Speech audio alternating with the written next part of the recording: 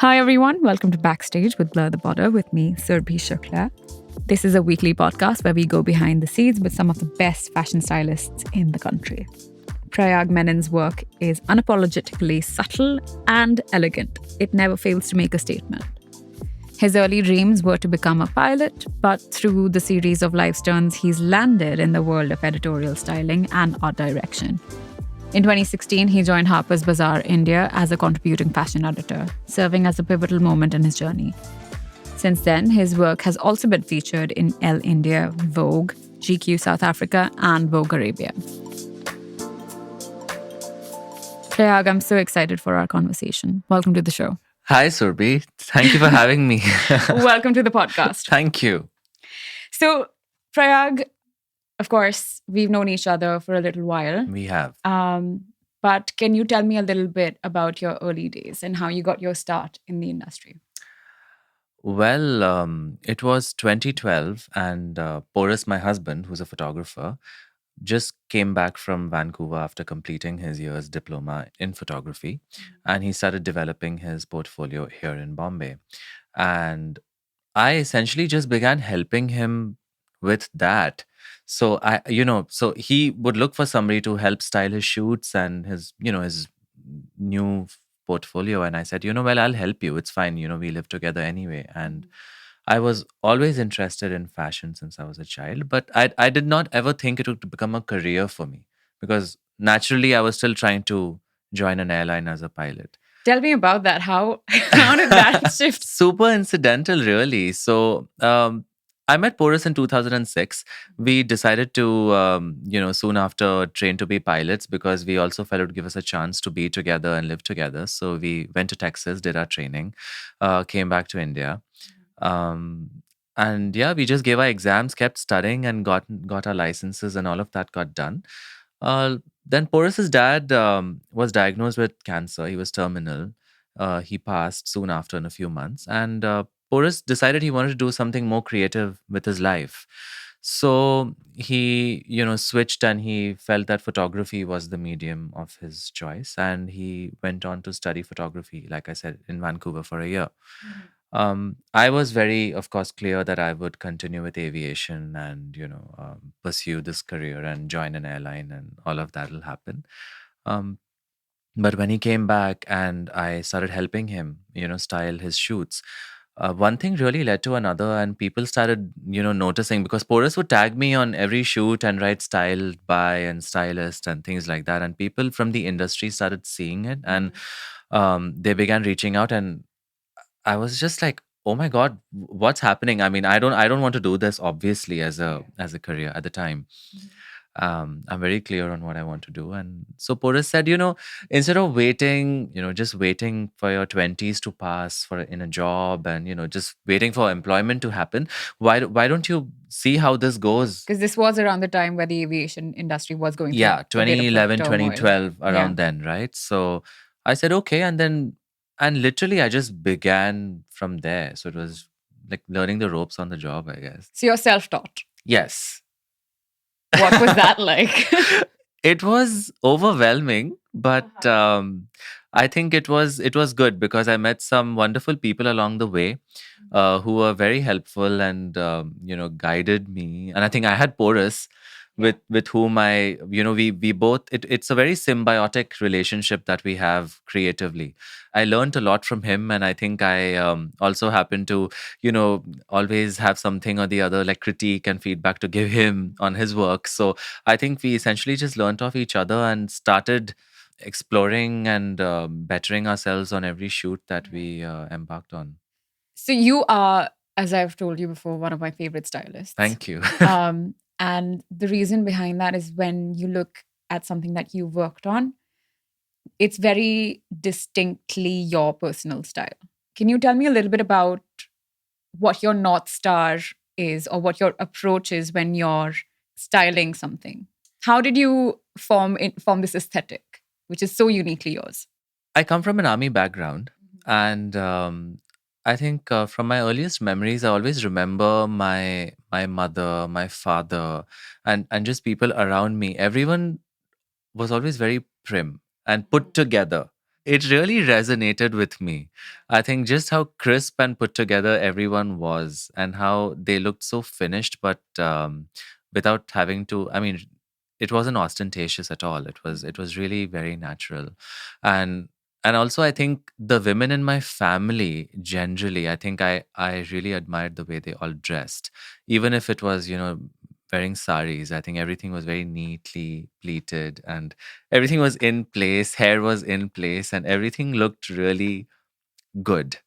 So I think those were my earliest influences. I think the idea of presenting yourself as put together, I think ideally made me feel, I think, good and in control. Control being the operative word. What were the challenges that you faced in the early days? I think for me, one of the earliest challenges was to figure my way and to figure what I wanted to get out of this career and this field. Whether what did I really enjoy, or where did I see myself, and how would I go about achieving that? So I think, and also I think it was about reaching out to people, and I think finding people who could guide me or be mentors, or just generally have an idea. I think I had no idea when I stepped into this field, because it all happened so suddenly that I just didn't know. And I think for me the biggest challenge was to figure out what I really wanted. And how did you sort of teach yourself? Like, what was that journey like? I started styling a lot of test shoots. I figured that that's the best way to really figure the way out in terms of styling, put together, cohesiveness, how to have looks in one shoot look like they are all connected. I think because, like I was saying, my earliest challenge was to figure what I wanted, and quickly realized it was editorial work, and I really enjoyed flipping through magazines and looking at editorials. And I think I saw myself doing a lot of editorial work. So for me, I think I had to hone my skill and understand how to translate what I'm thinking into an actual shoot, into a picture, into a look. So I think that took me a lot of practice. And I think that was I think the best thing. And what was the defining project for you that made you feel like you were a stylist or served as an inflection point in your career? I think it was the my debut editorial for Harper's Bazaar when we did it in New York City, and it was wild because we were literally on our own. We had to produce the shoot by ourselves, and we were on vacation, and it was just a lot to do because there were so many call-ins, and I was coordinating with multiple brands across various time zones, and then we pulled it off, and then obviously I saw it published in the September issue of the magazine, and I just felt it was incredible. Yes, that's definitely validating as a Yeah. creative. You said that you worked on this project with Porus, as you do with many of your projects. What is that process like from start to finish? So Porus and I are actively involved in each other's work, and we also treat the shoot as a collective vision, of course. So it's not like we are on separate trajectories working towards the same goal. We are on a very consistent, similar trajectory. So we will conceptualize together. Porus is actively involved in, say, Collins. I run my shortlist by him. So I make an initial shortlist and then I run that by him, and then we decide together on what would work.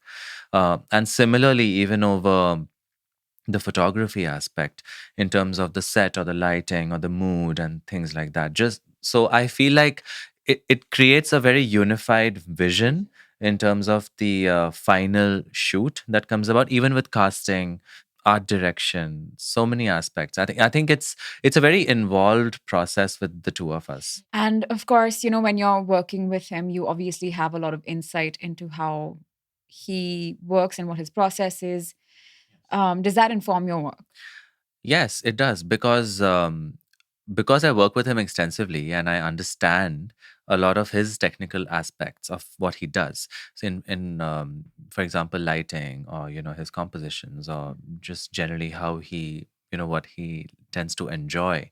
I think it does affect my selections. And I usually envision the garment or the product that we are going to be shooting in under his treatment or under his condition. And I think that helps me pick clothes accordingly, which I feel will, and which I think really helps me sort of curate it down based on how what I think would look really good under his lighting and his way of shooting them. So I think it that's what it helps me with. Yeah, sounds like it helps you edit what you. It does. It does. So moving on into the next segment of the podcast, we're going to do a little bit of a deep dive. Okay. Obviously, because we're both stylists, we have a little bit of a bird's eye view of the industry. But I wanted to get your perspective on a few things.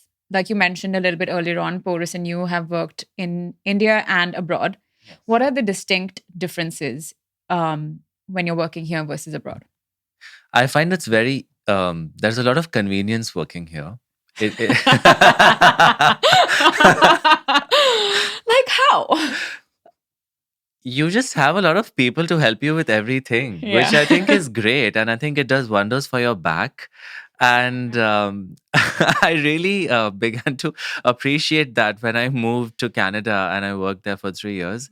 Um, it was physically exhausting work. I mean, in addition to it also being mentally demanding. I don't know. It's just simply because there's not enough people. I don't know, but that's one of the biggest things, right? I think it really made me appreciate our industry and the ease and convenience of everything that we have here. I do agree with you when you say that there is convenience and there is a certain sense of ease because, there's so much help provided to you. But I don't think that it's all that simple because there's a lot of I don't know, discomfort in the way that people work until the point as you get to the set, Yes. right? Yes. I think that is a whole other thing. Which is why we both excel in running a tight ship. That is true. And, of course, social media lends itself to our work really well because it's such a visual platform and Yes. styling as an occupation is such a visual gig. Absolutely. It has changed our jobs to a large extent because of how easily everyone consumes our content. Yeah.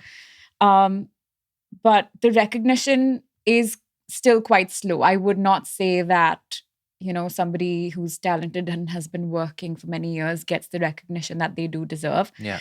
In your opinion, how would you want that to shift? The biggest change, rather, should be crediting your team, which I feel like many people don't do. And I just don't understand why. I think the erasure is a very rampant problem. Yes. Yeah. It really is. And I think despite people talking about this and people do talk about this, I feel like everyone somehow doesn't seem to get the memo or they don't want to get the memo. But it begins with people demanding that they not be erased or their work not be erased or just, discredited. Yeah. Literally. Yeah. Now, coming specifically to editorial styling with the decline of print media, the surge of content in the digital space has evolved largely, especially over the last couple of years. How has this impacted the role of art directors and editorial stylists? In my case, I think it made me realize that I can't just be a one trick pony. So what happened during the onset of COVID was we were stuck in our apartment in Toronto, and obviously there was no way to churn out any sort of content because what do you do as a stylist, right? There is no model, there are no clothes. What do you do? So essentially, we just began documenting our lives, and I just started creating content on my own. And I also realized that in addition to just having to now style a shoot, it also made me learn that it's important for me to offer more services towards the creation of a shoot, which is art direction, conceptualization, creative direction, things like that. Because I think you need to offer more services and bundle in more into the package Yeah. to really stay with the game. On a slightly different note, adopting sustainable practices have become increasingly important for our industry, especially because styling does require a lot, in terms of logistical planning and like careers, and just because everybody wants a lot of options, right? So it can be a little bit wasteful. Is there anything that you've adopted into your own process of styling that has helped you be a little bit more conscious in your process? I actively try to present options through pictures. Yeah. I try to do that to the best of my capacity. I don't encourage bringing in physical options so much, because I also find that many times, and it's not just about editorial styling. Of course, editorial styling talks about samples which go back. That's fine. But in terms of, say advertising or commercial projects, what often happens is once you purchase things, you can't give them back with many brands. So instead of creating this dead waste and things that don't get used and all of that, what I try to do is I present options visually for people to like and approve and whatever it is. So we're going to change the tack a little bit Okay. and move into the next segment, which is all Sure. about homegrown brands. I want your thoughts Cool. on the brands that you've come to love professionally and that have a spotlight in your own wardrobe. Okay. So name your homegrown brand in the category of jewelry. Oleo, Love. Dhora, Loon, and Bhavya Ramesh. That's a good list. Strong. Yeah. Really different, but all very cool.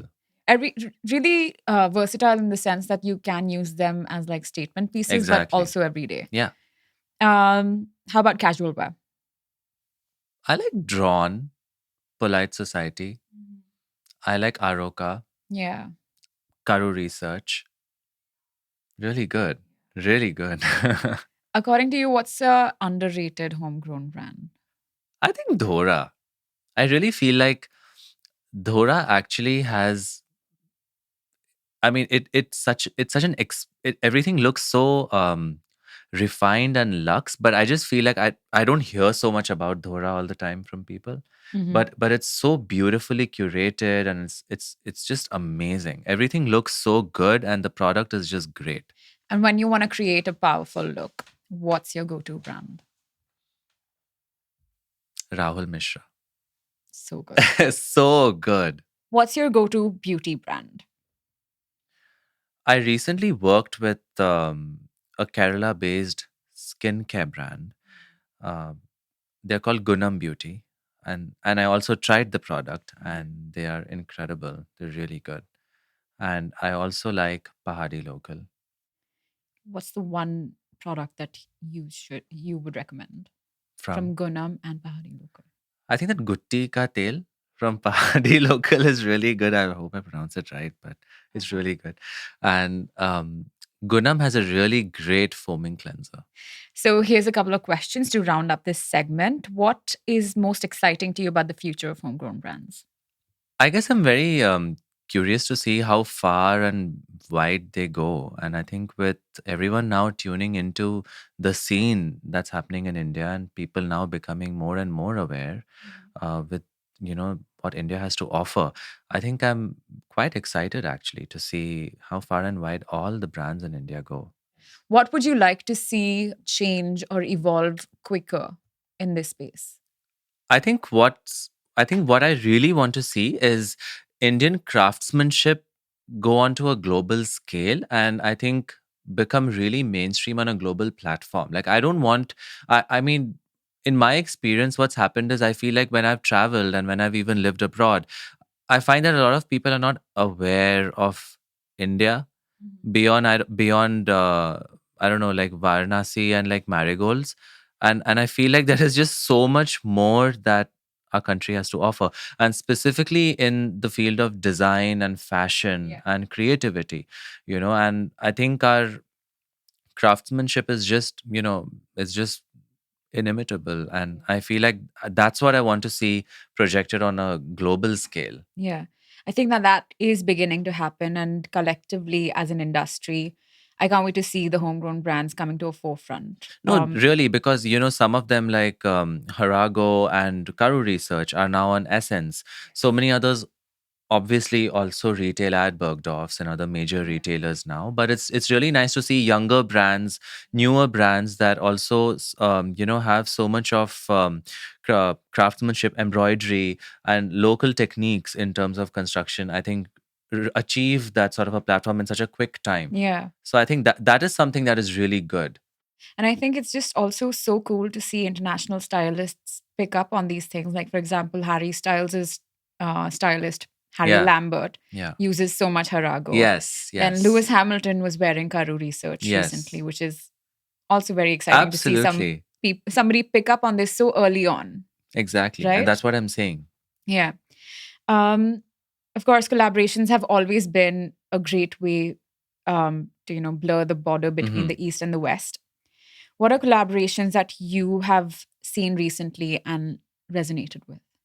Well, I mean, the latest one is, of course, the Dior and Chanakya show, which I think, everyone saw it, and it was just amazing.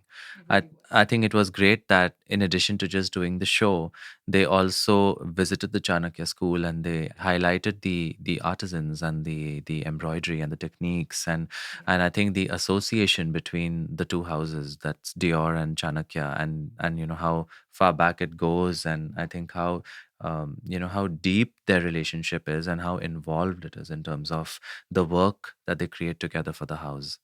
So I think that was definitely really very interesting to see. It's amazing to see like ancient Indian craft transcend Yeah, into like a modern day Dior exactly, dress. exactly. It's so And so cool that's to the see thing, that. right? Like it really transcends time and it transcends so much, and it becomes so relatable Yeah. to any wearer. Yeah. What two brands, Indian and international, do you think could collaborate? I think like Schiaparelli and Abujani Sandeep Khosla. Oh my gosh, yes. Yeah.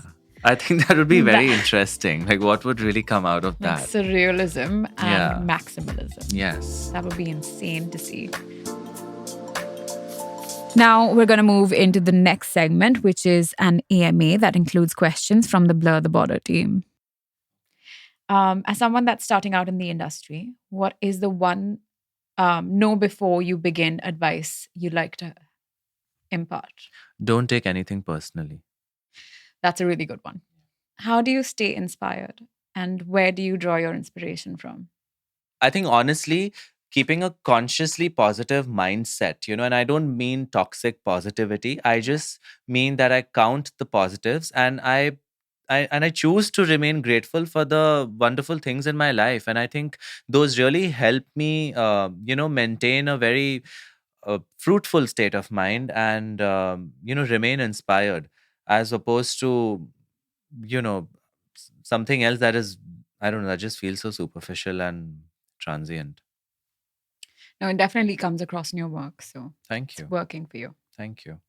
All right. So that is a wrap on our conversation. Prayag, thank you so much for being here today. Thank you for having me. This was so much fun. This was a lot of fun.